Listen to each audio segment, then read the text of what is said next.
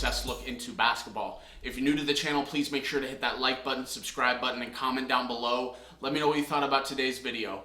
And as I always like to preface by saying, I am not a basketball expert. I'm just a fan who's naturally obsessed. And today's video, another hypothetical situation, but as most of you know who have been watching these videos, and if you're new to the channel, you'll learn quick.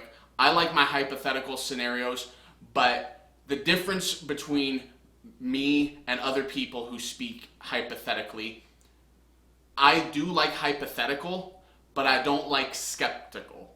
And what I mean by that is I like to be hypothetical about things that could potentially happen and not things that I know there's no chance at all of happening. And how do I know there's a chance? Maybe not likely, but a chance. For those of you who have been watching for a while, again, sound like a broken record, I apologize, but we're a growing channel, and I would like to thank those of you who have subscribed and keep watching. Couldn't do it without you guys, and you guys are the reason I keep waking up with a smile every day, excited to make more content. But for you new guys, I have friends that work within the Phoenix Suns organization, not high-end executives, but they do work in the offices. And because of that, sometimes I am made privy to certain information as it starts making the rounds nationally. And there are other cases, this one in particular that we're going to be talking about today, where I see it first on social media, and then I check in with my friends to see if they can tell me whether or not there's any truth to it. Sometimes they're able to give me some info, sometimes they're not. This is one of those situations where I was able to get some info. Questions weren't really answered necessarily, but I did get some good info that is leading me into being hypothetical, as you will, like in today's video. So, long story short, what happened was today I saw a report stating that 3 teams have emerged as very, very aggressive teams when it comes to trying to pursue Deandre Ayton in free agency this year. The Detroit Pistons, which they've been linked to Deandre Ayton since the playoffs for the Suns ended, since that loss to Dallas.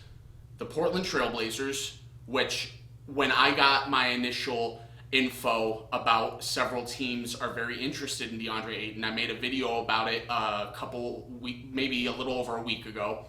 The Trailblazers were not one of those teams, but I'm not surprised. I think for what they're trying to do, DA makes a lot of sense for them long term.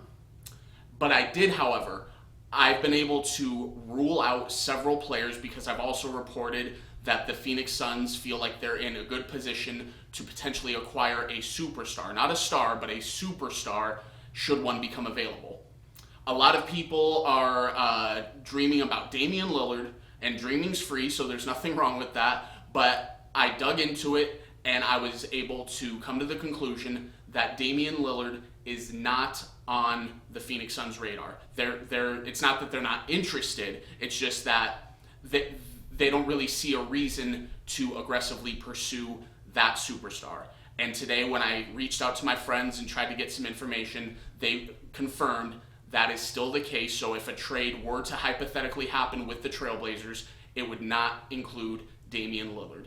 And then the third team, which is what this video is about, the Toronto Raptors. Another team that was not on my initial report of teams that were very interested in Deandre Ayton, but they've come out of nowhere, and from what I understand, they are very, very interested, super emphasis on the very, in Deandre Ayton.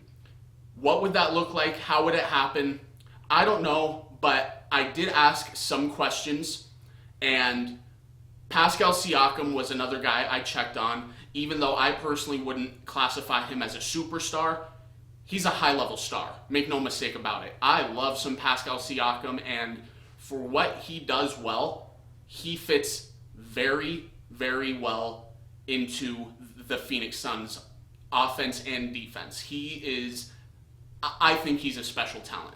I think there's also a lot of room for his game to develop, which is what's scary because he's already so good. So good. I'm a big Pascal Siakam fan.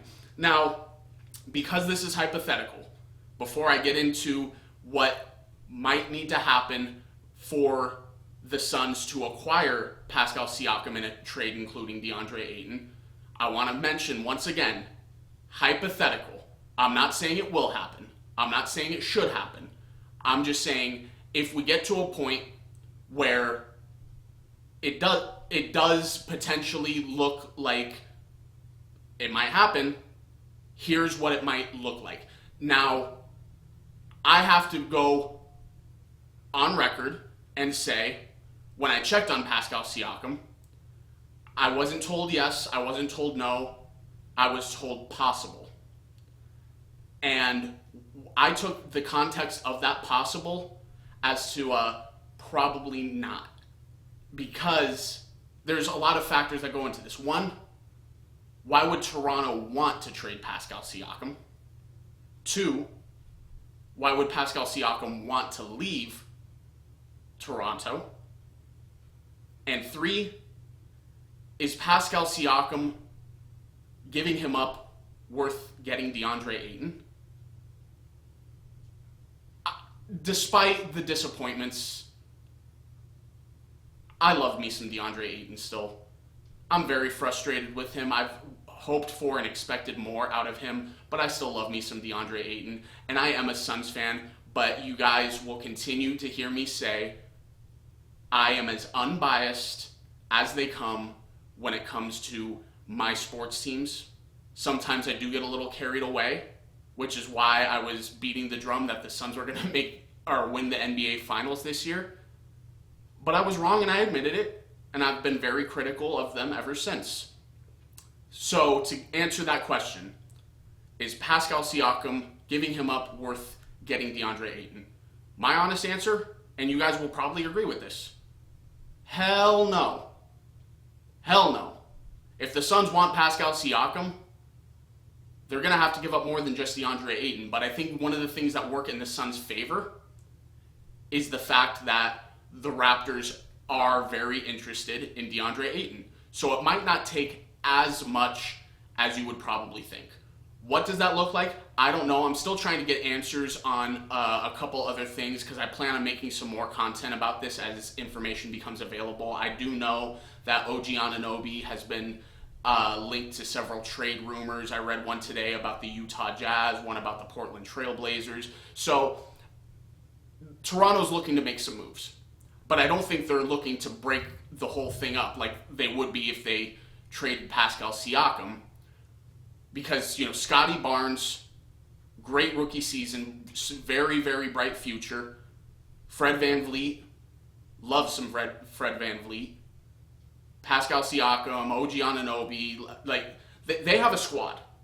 It's that retool. I don't like to call it a rebuild, even though they did have a pretty bad year a couple years ago after winning the championship. They were able to get back on track fairly quickly. So I think any moves that they make are going to be viewed as moves that make them better. Do they value DeAndre Ayton enough to think that he could be the one to take them to the next level? I mean, I personally think that's foolish, but I'm also not an NBA executive, an NBA GM, or a coach. So what the hell do I know? Like I say in all my videos, I'm just a fan who's naturally obsessed, and from what I've seen between the two of them, I don't think DeAndre Ayton makes that team better than what Pascal Siakam does. But just to kind of give some insight into what would need to happen if a trade like that was to take place, as I've stated before, and it's becoming more well-known now because it's kind of spreading across social media. I'm seeing it a lot more as I do research for videos. But in a sign-and-trade scenario, which is what would most likely happen, DeAndre Ayton would be making $30.5 million next year because he would sign a max contract. I'm not saying I think he's worth it because I don't, but it's just what the market is for NBA players right now. And if you compare him to players that have recently gotten max deals, you can point to a lot of them and say, yeah, Deandre Ayton's better than them. If they got the max, he should too. It's just the world of sports right now. You know, the market keeps going up, and who the hell am I? Who the hell are you to say someone is or isn't worth a certain amount of money? You're worth whatever someone's willing to pay you, straight up. And that's what it is. But $30.5 million for next year, and if the Suns were to sign and trade him to the Raptors because of a clause in the new CBA, the Suns would only be able to receive back roughly around $19 million for DeAndre Ayton's $30.5 million. So that complicates things a little bit, because then the Suns would need to include more pieces, more salary, in order to take on Pascal Siakam, which next year Pascal Siakam is on the books for $35.4 million. So $35.4 million compared to $19 million. So you need to come up with a lot more salary to send out. The good news, though, is the Suns, for creative purposes, have a lot that they can play with. And in a trade like this, realistically, because even though DeAndre Ayton would only count as $19 million coming back from the Suns, the Raptors are on the hook for that entire $30.5 million. So this is where a three-team trade comes into play, because you can start spreading salary out more. And because of all the expiring deals that the Suns have, realistically, Pascal Siakam is going to be the highest profile player in this trade. And realistically, you're probably going to try to get a third team involved that's on the lower end, has very little expectations for next year, but they're looking to clear up some salary for next offseason so they can aggressively try to acquire star players in free agency. So the Suns have plenty of expiring contracts and assets. You know, they own every first-round pick after this year. So there's plenty that the Suns can offer. It's just, what are they willing to offer? You know, the expiring deals they have for next year, Torrey Craig's on an expiring deal for, I believe it's $5.1 million. Dario Saric is on an expiring deal at $9.2 million. Jay Crowder's on an expiring deal at $10.1 million. And Cam Payne is in an expiring contract, but they would like to move him, because I've been told numerous times upgrading the backup point guard position is a major point of emphasis in this offseason, and we all saw it. I love some Cam Payne. He was phenomenal 2 years ago, but last year, very inconsistent, and his lack of consistency really, really hurt the Suns in the playoffs. Definitely not all on him, though. You know what I mean? Like, and we all know that. We saw how terrible the entire team was for the vast majority of that Dallas series. Very inconsistent against the Pelicans, but Cam Payne was a major part in that. And all things considered, is his value low right now? Yeah, probably, but all things considered, Cam Payne has a salary next year of $6 million. Could you find better deals out there via trades or free agent point guards? Sure, I'm sure you could, but you know, it's there. You know what I mean? So that's an option. And one thing we know about James Jones, he's been very creative in trades and acquisitions via free agents. So he knows what he's doing.